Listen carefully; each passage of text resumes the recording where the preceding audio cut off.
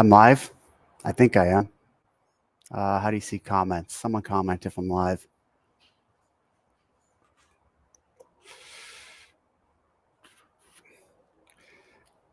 All right, we will start in a second. I was late starting. So the reason I'm doing it this way, Sevon's been telling me for months that I should go live. Or as long as I've been doing the weekend review, he's been saying I should do this live.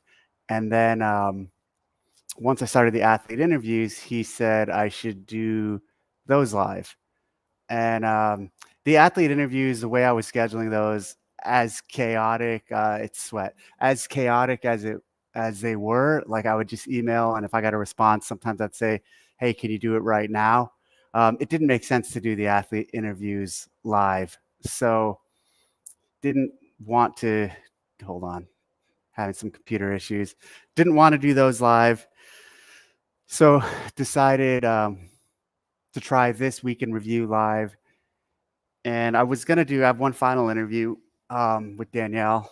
I might do that one live this evening. We have it scheduled for this afternoon. So we'll see how this goes. But I'm going to try to do nightly recaps at the games. And so therefore, I will do, I'm thinking about doing those live too. So that's why I kind of wanted to test out this live thing. The funny thing about Sevon telling me to go live is this.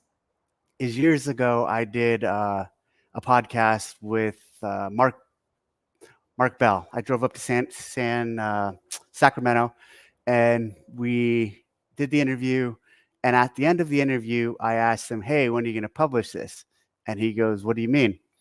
And I go, "Well, when are you going to post this?" He goes, "It's posted already." And I said, "Well, what do you mean?" And he goes, "Hey, we do these live. And so as soon as we're done filming, we just push publish and it goes live." And I didn't even know that was a thing. And I was blown away. And I was actually kind of surprised. And I wish I would have known that going in. So I told Sevon way back when, "Hey, you need to do your stuff live." And he did not listen to me for a while. And then finally he did it and he started going live. And that's all he does now. So you can thank the fact that Sevon goes live. You can thank me. And then you can also thank Mark Bell for inspiring or telling him to go live. Andrew Hiller, I bet Dave doesn't know how to pull up comments. I saw that one.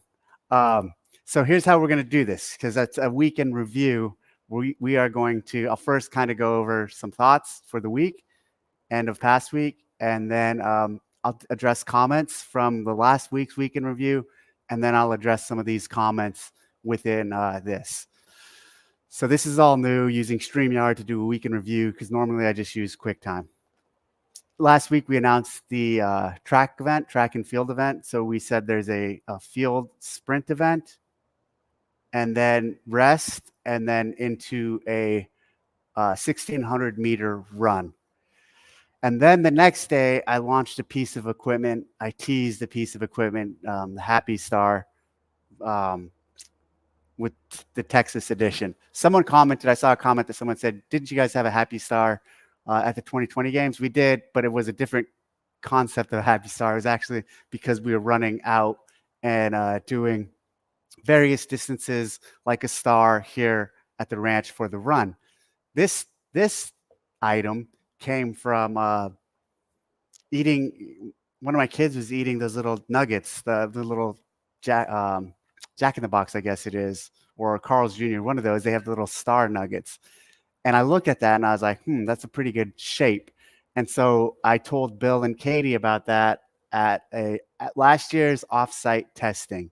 I said, "Hey, you guys need to make a Happy Star implement that's big and that people can carry."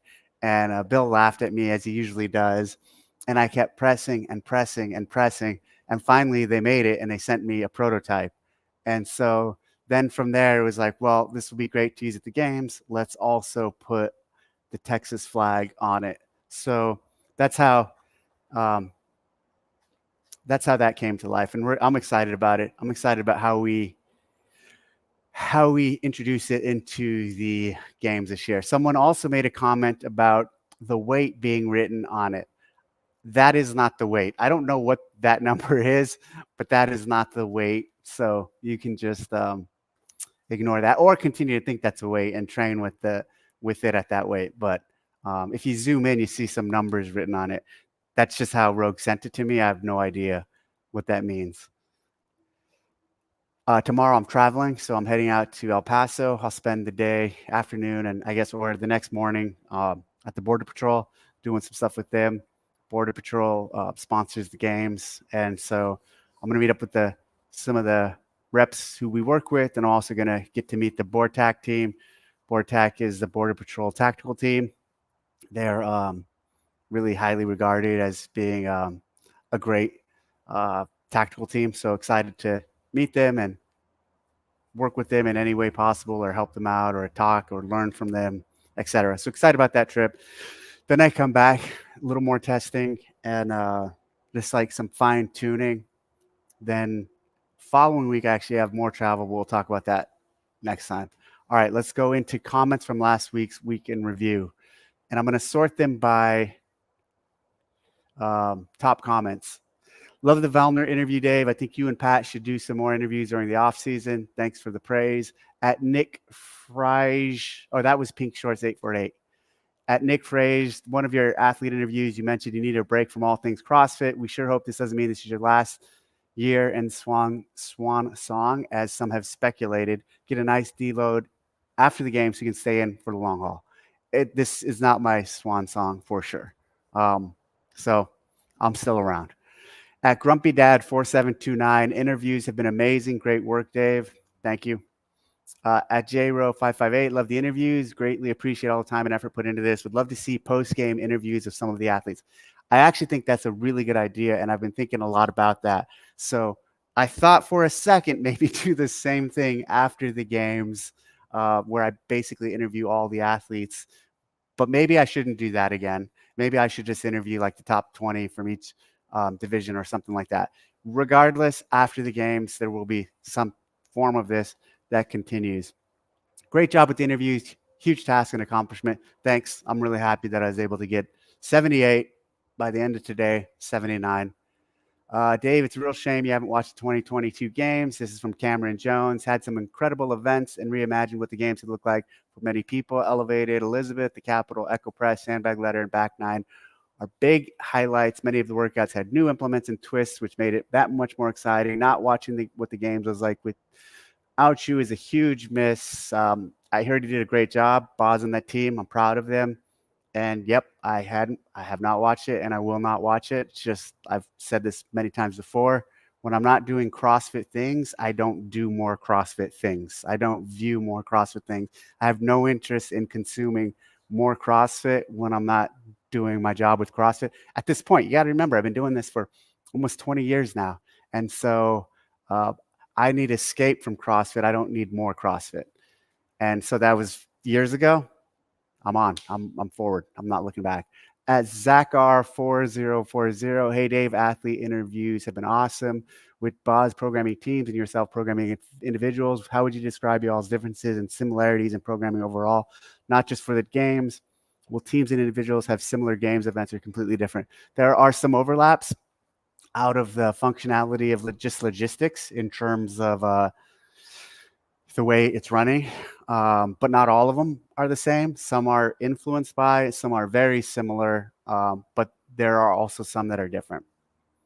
At Lee Frazier, yes, interested in all the athletes now. Great interviews. At Aaron Frazier 4665, have you thought about doing UFC style weigh-ins, athlete check-in with the height, weight built to hype around the games? It'd be very cool to see actual accurate numbers on games athletes. Justin and Roman face off, LMAO. On that note, no, I haven't, and I don't think we will. On that note, someone asked me, I forgot who it was, about thigh measurements and why we asked for those, and I didn't know the answer. And so I looked into it. We definitely did not ask for thigh measurements. It turns out it might have been a writer from the Morning Chalk Up, but it was not CrossFit. And I emailed that athlete and said, "Hey, we didn't ask for this." And then he realized see, I'm getting distracted by comments. He realized he was wrong. All right, I'm going to switch over from these in a second. Let me just At John Fire 3786, during 1 week in review, you mentioned rucking and creating a rucking program. Have you thought more about that? Can you do a video on your ruck setup for those? Start to include. That's a good idea. I have not, just kind of stretched thin. Okay, here's a good one. At Lynn Jarek, hi Dave. Are you surprised by the huge number of athletes who haven't done benchmark workouts and hero workouts like Chad? Yeah, no, not really surprised. I think surprise isn't the right answer or the right response. It doesn't surprise me, actually. I think hopefully through inclusion of them in our events and through just more of us highlighting them and making them relevant, more athletes will do them. But then again, at the end of the day, I could give a fuck if none of the athletes do them, right? They don't need to unless we prescribe them. And so I care about the community doing them. I care about the affiliates doing them, and I care about the members. Members are going to get more benefit doing them and using them as a reference point rather than, hold on, sorry about that, rather than caring too much about the athletes doing them. The athletes will do what they need to do. If they feel the desire to do them, cool. If they don't, I don't really care. At Dan Dye Media, what have you learned most from your athlete interviews? What has impressed you most? Are there things you wish the athletes would have more in common, like having an L1 or owning an affiliate? I think what I learned most from the athlete interviews is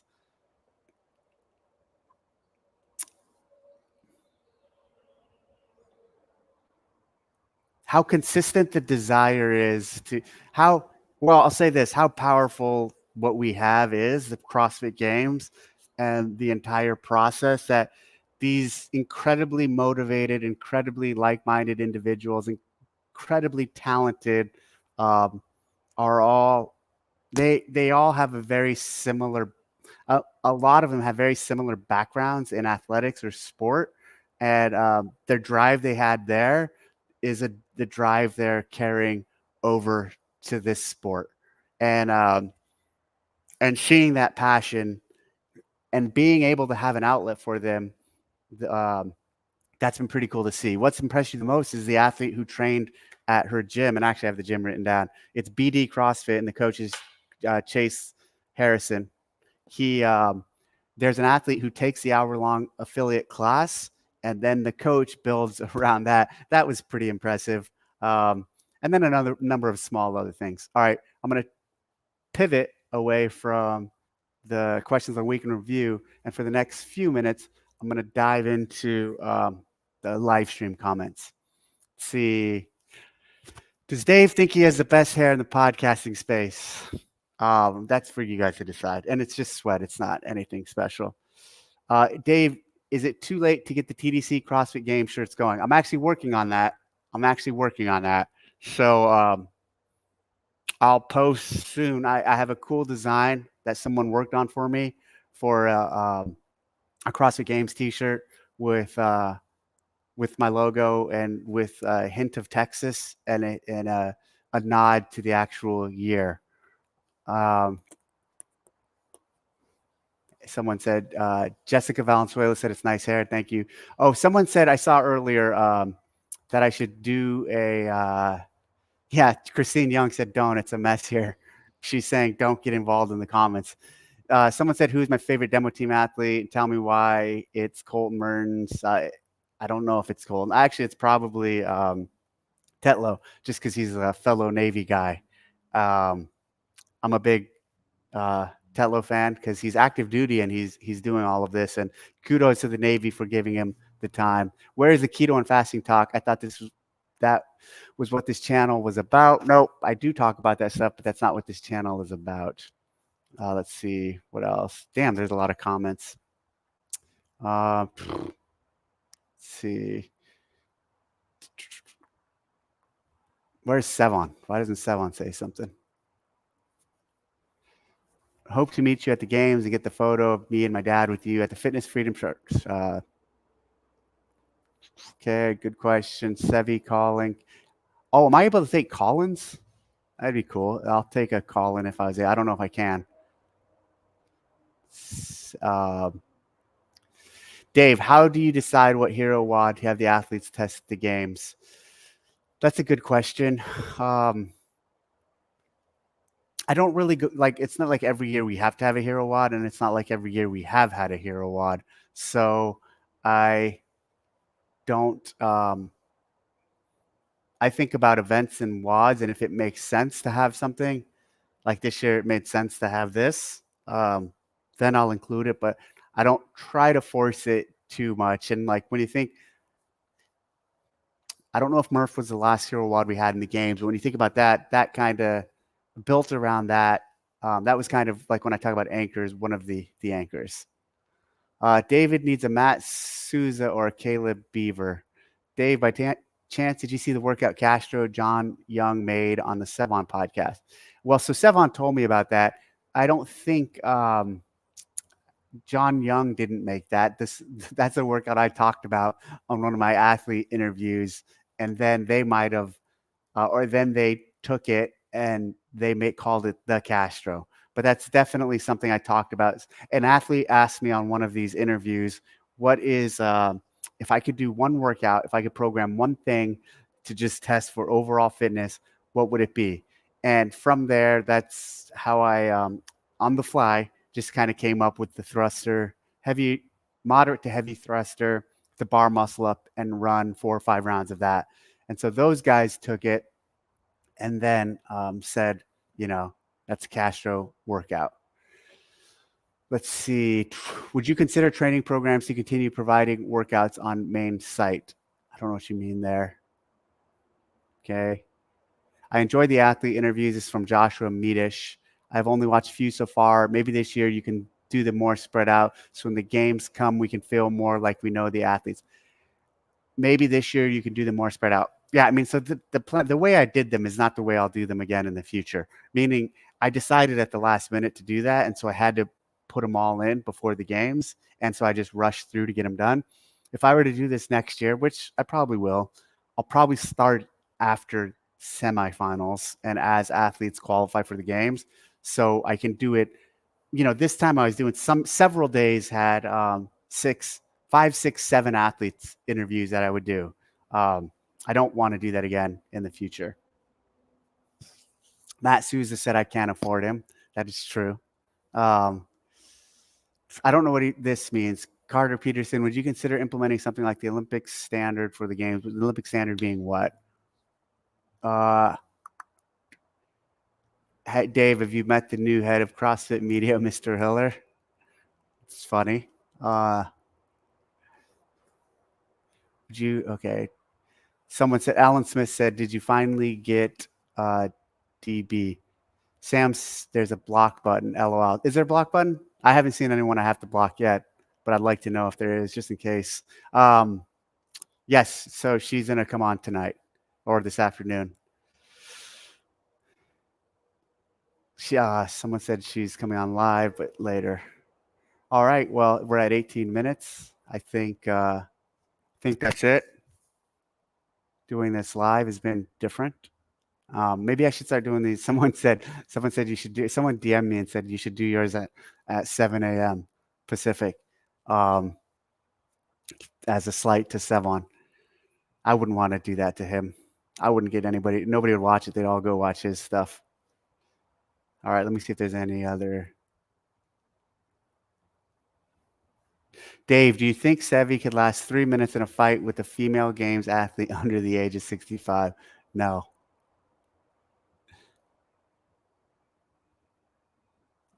All right. Well, thank you. So I think I hit end stream and then it publishes. So this is the week in review for the week. If you have thoughts or comments you want me to address next week, I guess you leave them on this page, comments. And I don't know if I'm going to do next week's week in review live or not, but this was a good experiment. Thank you guys for tuning in, and I'm out.